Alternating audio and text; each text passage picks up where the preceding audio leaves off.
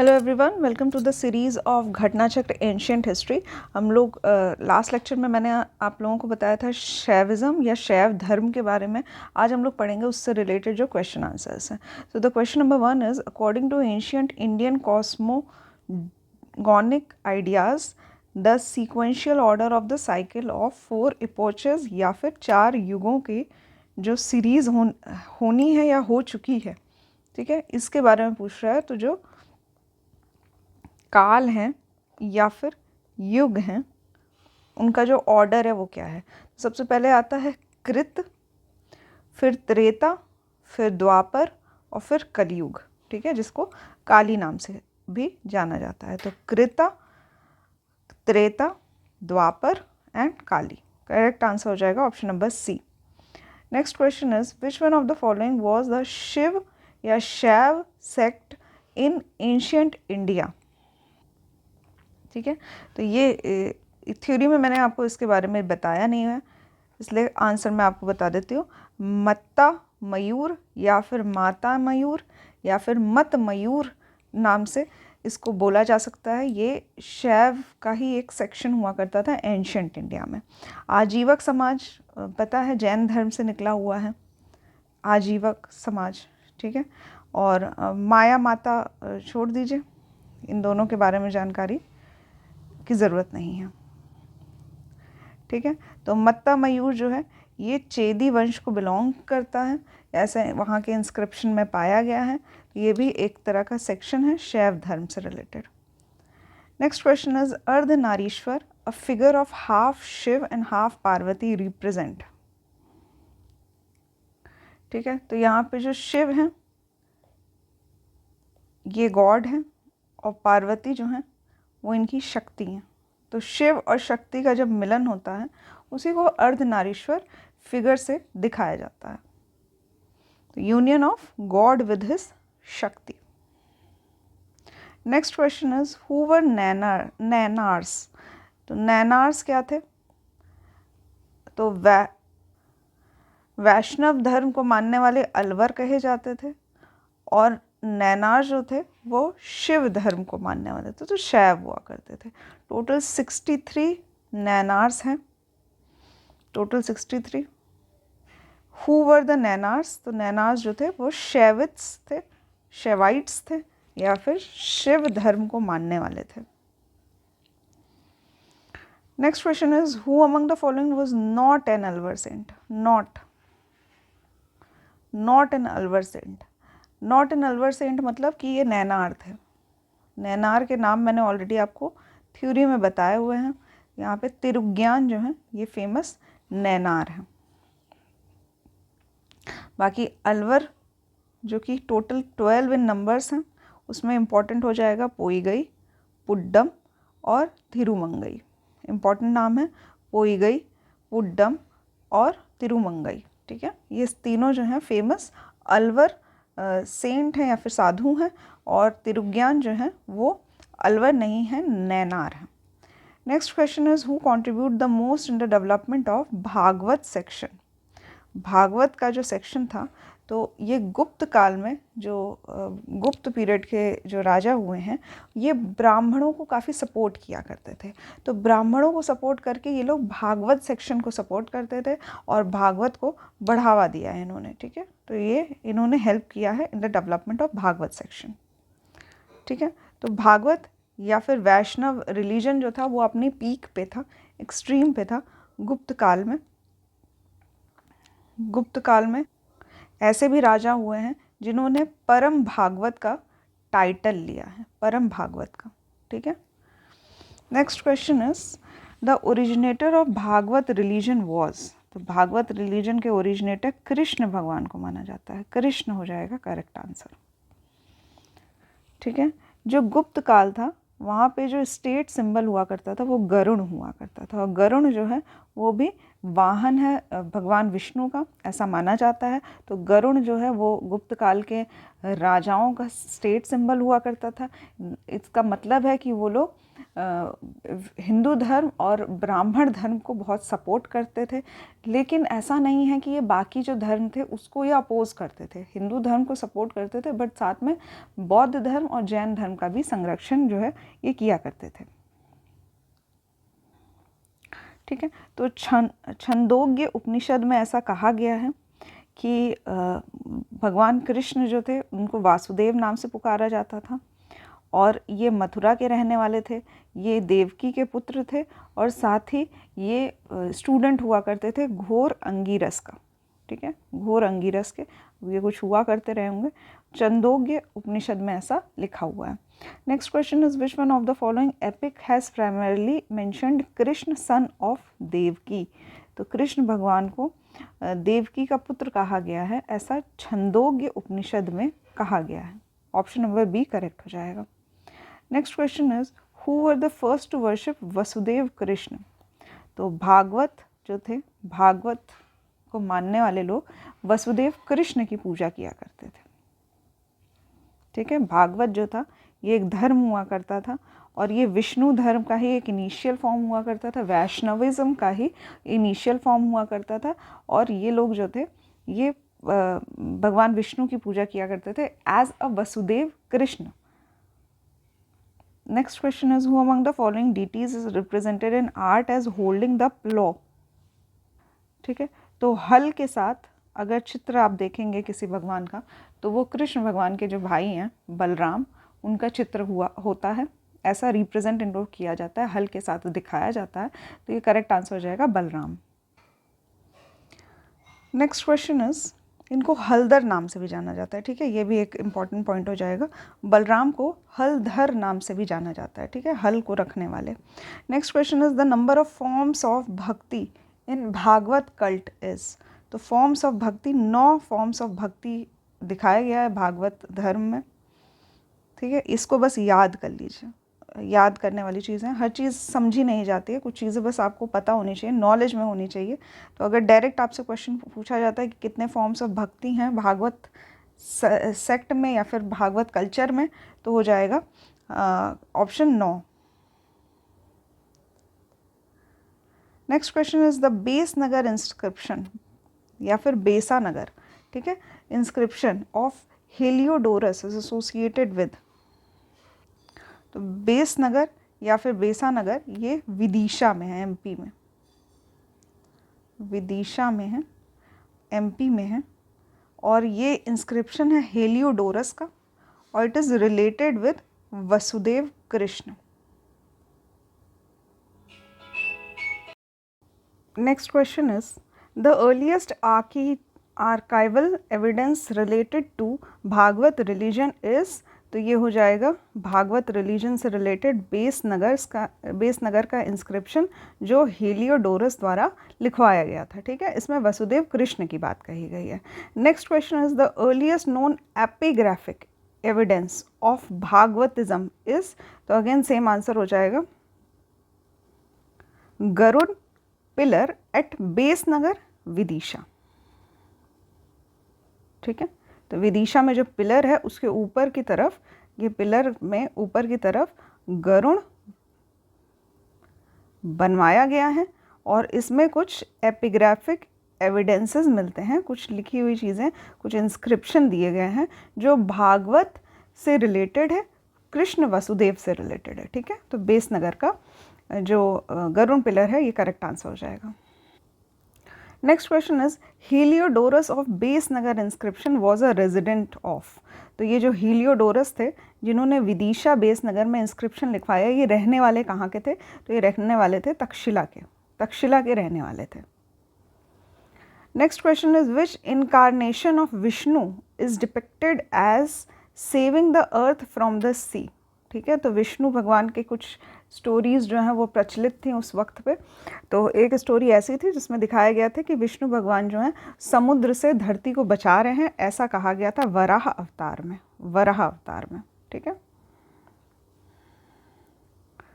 ठीक है, तो इन्होंने वराह अवतार लिया था और हिरण्यकश्यप नाम के एक राक्षस हुआ करते थे, उनको मारा था और धरती को रिलीज़ करवाया था समुद्र के हमले से, एक तरह से कह सकते हैं। इस तरह की स्टोरीज़ जो हैं ये दी गई हैं यहाँ पे भागवत पुराण में,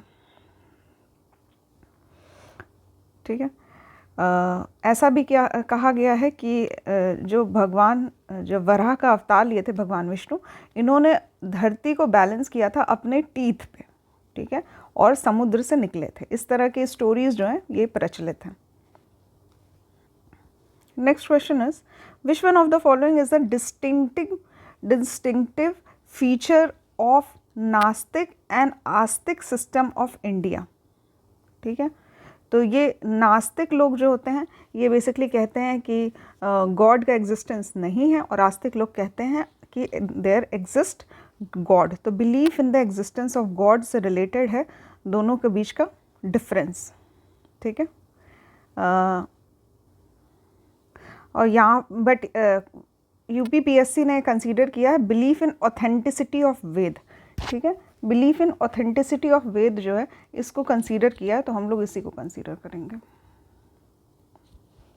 belief in the authenticity of Veda very important question हो जाता है, क्योंकि एग्जिस्टेंस ऑफ गॉड से रिलेटेड नहीं है, कंसीडर नहीं किया गया। बेसिकली रियल आंसर तो यही होना चाहिए। अब तक जो हम लोग पढ़ते हैं कि नास्तिक और आस्तिक के बीच का फ़र्क यही होता है कि भगवान एग्जिस्ट करते हैं, भगवान हैं या नहीं, इसके बेसिस पे होता है। लेकिन जो यूपीपीएससी द्वारा माना गया है, हम उसी को कॉम्पिटिटिव एग्जाम में कंसीडर करेंगे। तो इसलिए करेक्ट आंसर हो जाएगा option number C, belief in the authenticity of Veda. वेदों के जो नास्तिक लोग होते हैं वो वेद के एग्जिस्टेंस को बिलीव नहीं करते हैं, और जो आस्तिक लोग होते हैं वो वेद के एग्जिस्टेंस को बिलीव करते हैं, ऑथेंटिसिटी को, कि वेद जो है वही अंतिम सत्य है। Next question is which one of the following gives equal importance to janma, karma and bhakti as the means of liberation, ठीक है। तो मोक्ष की प्राप्ति के लिए ये सभी ज़रूरी हैं, ऐसा भागवत गीता का कहना है, भागवत गीता का, ठीक है। Next question is the doctrine of Apurva. Apurva जो है ये कॉन्सेप्ट कहाँ दिया गया है? तो ये मीमांसा में दिया गया है, मीमांसा में। इसको याद कर लीजिए आप, वेरी इंपॉर्टेंट। अपूर्व का सिद्धांत मीमांसा में दिया गया है। नेक्स्ट क्वेश्चन इज, यहाँ पे लिस्ट 1 दिया हुआ है और लिस्ट 2 दिया हुआ है।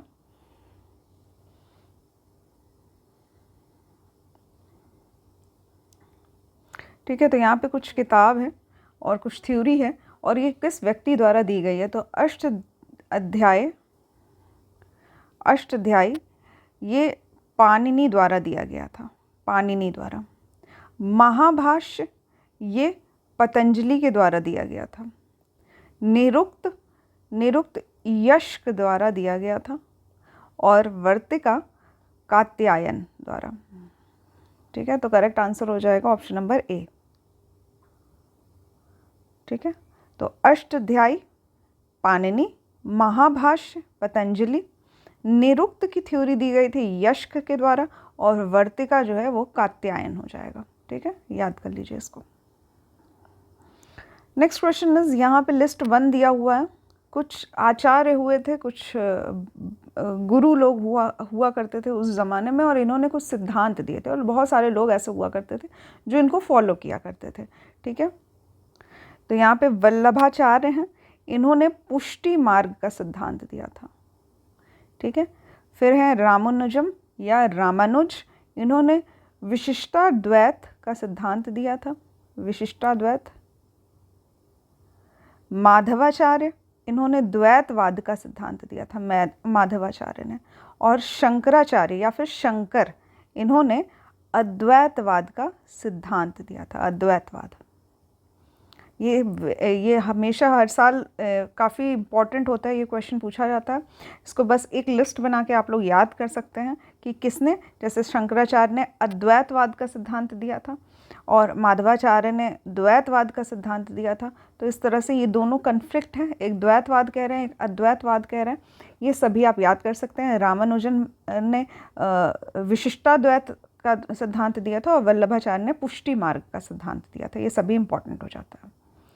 Next question is, who is the founder of Vishishtadvaita siddhanta. Vishishtadvaita जो है ये रामानुजाचार्य द्वारा दिया गया है, रामानुजाचार्य। करेक्ट आंसर हो जाएगा option number A. Next question is which is called या हु इज कॉल्ड एज लोकायत दर्शन। लोकायत दर्शन किसको कहा जाता है? तो चर्वक करेक्ट आंसर हो जाएगा। चर्वक को लोकायत दर्शन कहा जाता है। ठीक है, ये मटीरियलिस्टिक कैरेक्टरिस्टिक है, मटीरियलिस्टिक थॉट को डिनोट करता है और लोकायत फिलॉसफी जो है इसको कहा जाता है।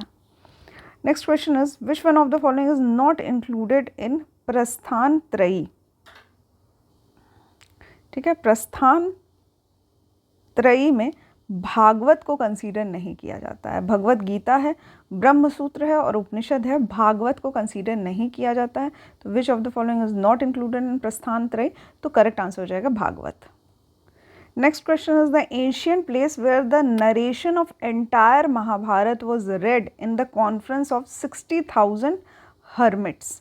ठीक है, तो 60,000 जो उस टाइम के सेंट हुआ करते थे या गुरु लोग हुआ करते थे, इनके सामने महाभारत को का पूरा एंटायर नरेशन किया गया था और बहुत एंशिएंट टाइम पे किया गया था। करेक्ट आंसर हो जाएगा नैमिषारण्य। नैमिषारण्य। ठीक है, सीतापुर डिस्ट्रिक्ट में है यूपी के, और सुत गोस्वामी द्वारा कंप्लीट नरेशन किया गया था महाभारत का, और साथ ही यज्ञ भी परफॉर्म किया गया था। Next question is with which religion is Kalika Purana associated. तो कालिका पुराण जो है ये शक्तिज्म किससे रिलेटेड है? शक्ति से रिलेटेड है। ठीक है, काली पुराण, सती पुराण या कालिका तंत्र, ये सब जो पुराण हैं ये जैसे शिव होता है, शक्ति होता है, तो शक्ति से रिलेटेड है। Next question is which kanda of Ramayana describe the first meeting of Ram and Hanuman. ठीक है, तो राम जी हनुमान जी से मिले थे किष्किंधा में, तो इसको किष्किंधा कांड नाम से कहा जाता है। ठीक है, इस रामायण के इस कांड को किष्किंधा कांड कहा जाता है। ठीक है, तो टोटल जो है रामायण में 7 कांड हैं। 7 में से ये वाल्मीकि द्वारा लिखा गया, 7 में से जो चौथा कांड है वो किष्किंधा कांड कहलाता है। Next question is the Rath Yatra of Puri is celebrated in honour of which of the following Hindu deity. तो जगन्नाथ भगवान के ऑनर में एक रथ यात्रा जो है पुरी की, उसको किया जाता है। Next question is Kumbh Mela at Nashik is held on which of the following river bank. Nashik में गोदावरी नदी जो है ये फ्लो करती है, तो यहाँ पे कुंभ मेला नासिक का जो है वो गोदावरी नदी के तट पर किया जाता है। ठीक है, इसी तरह हरिद्वार में गंगा नदी के किनारे और प्रयाग में गंगा यमुना का जो जहाँ पे कन्फ्लुएंस होता है, मिलन होता है, वहाँ पे होता है कुंभ मेला, और शिप्रा नदी के किनारे उज्जैन में होता है। Next question is in context of Indian culture who among the following is called अनंग। अनंग नाम से काम को जाना जाता है। ठीक है, जो कामदेव थे उनको अनंग नाम से भी जाना जाता है। इनकी पत्नी का नाम था रति। ठीक है, इस टाइप के क्वेश्चंस बेसिकली क्या होता है कि हिंदी लैंग्वेज का जब पेपर होता है तो कामदेव से रिलेटेड पर्यायवाची भी आता है। कभी कभी ऐसा भी क्वेश्चन पूछ लिया जाता है कि इनकी पत्नी का नाम क्या है, तो ये सब आपको पता होना चाहिए। तो कामदेव के अन्य नाम हैं अनंग, कंडर्प, मादन, मनमथ एक्सेट्रास, बहुत सारे नाम हैं कामदेव के। ये सभी पर्यायवाची के लिए बहुत इंपॉर्टेंट होते हैं, अक्सर कॉम्पिटिटिव एग्जाम्स में पूछ लिए जाते हैं। नेक्स्ट क्वेश्चन इज यहाँ पे कुछ इम्पॉर्टेंट प्लेसेस के नाम हैं और उस प्लेस से रिलेटेड जो धर्म है फेमस वो पूछा गया है, तो लिस्ट है यहाँ पे। तो जैनिज़्म से रिलेटेड है पावापुरी, हिंदुज़म से रिलेटेड है वाराणसी, इस्लाम से रिलेटेड है मदीना, और क्रिश्चियनिटी से रिलेटेड है वेटिकन सिटी। ठीक है, तो करेक्ट आंसर हो जाएगा 3, 4, 1, 2। ऑप्शन नंबर सी करेक्ट हो जाएगा। तो यहाँ पे एंड होता है हम लोगों का ये चैप्टर। नेक्स्ट चैप्टर में हम लोग पढ़ेंगे 6th सेंचुरी BC में पॉलिटिकल कंडीशंस क्या हुआ करती थी एंशिएंट हिस्ट्री में। Okay, so we'll see this in the next class. Thank you for watching the lecture.